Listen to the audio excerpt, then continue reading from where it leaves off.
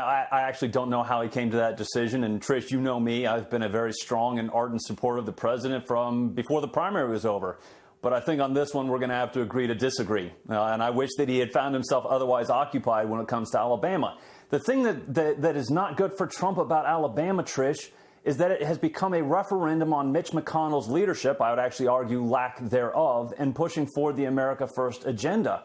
And when we talk even just about this healthcare debacle that's taking place right now, Mitch McConnell has shown a strange inability that I believe is intentional in not pushing forward the America First agenda. And I've said it before and I'll say it again. Mitch McConnell would rather reign in hell than serve in heaven. And so when Trump is going down to Alabama and when Sarah Palin again referred to draining the swamp, you can only say you're going to drain. You have to say you're going to drain the swamp. You cannot create a protected class of swamp creatures.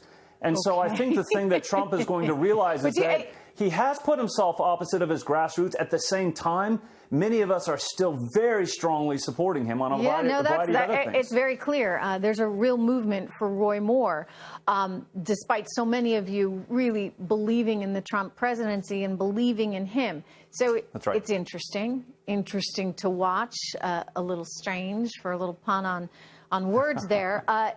But, you know, look, here's the reality of the situation. You now see, yet again, healthcare dead on arrival. They keep trying to do stuff, and they can't get it done.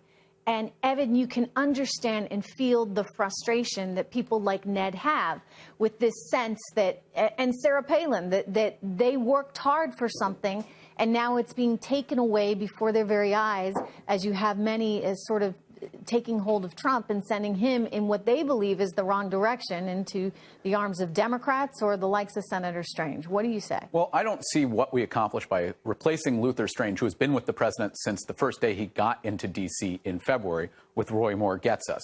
Roy Moore he's basically not qualified for office. This is a man who, while Luther Strange was enforcing the rule of law, he was ignoring the rule of law. He was on the Supreme Court, right? And he was kicked off for ignoring a federal court order. He was thrown off the Supreme Court, and then he came back as the Chief Justice of the Supreme Court 10 years later and ignored or told his probate judges to ignore the rule of law that was federal law on marriage equality. And he was suspended again, and then he resigned so he could run for this. I don't understand why he would do that. I don't understand why he would refer to reds and yellows. You do understand why he's got the evangelical vote then with people that, because we're talking about he said he wants to criminalize homosexuality. You know what other countries criminalize homosexuality? Iran. I don't think we need to be... Ned, we're talking about Evan, a man who's a little bit too extreme for even extremists.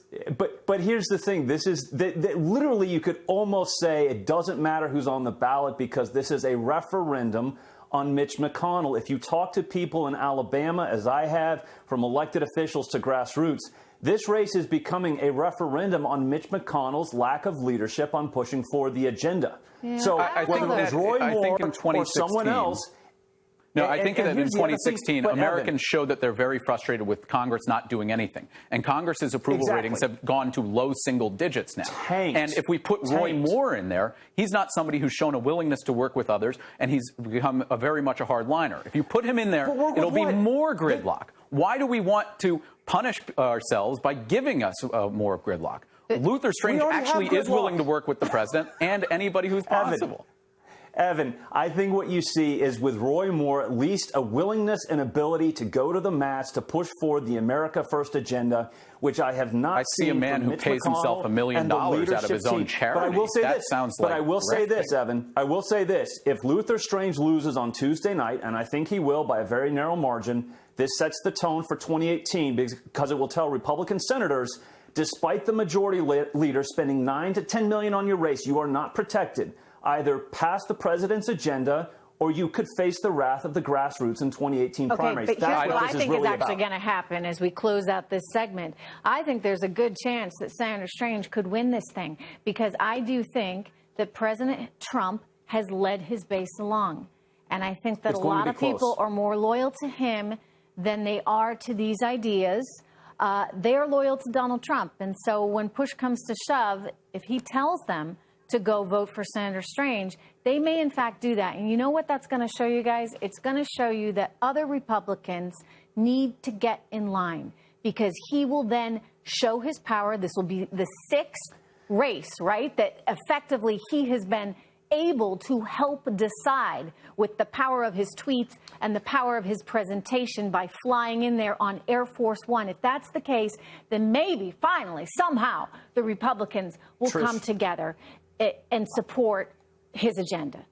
I will agree with you on this. If Luther Strange wins Tuesday night, it is because of President Trump leaning into it and putting his muscle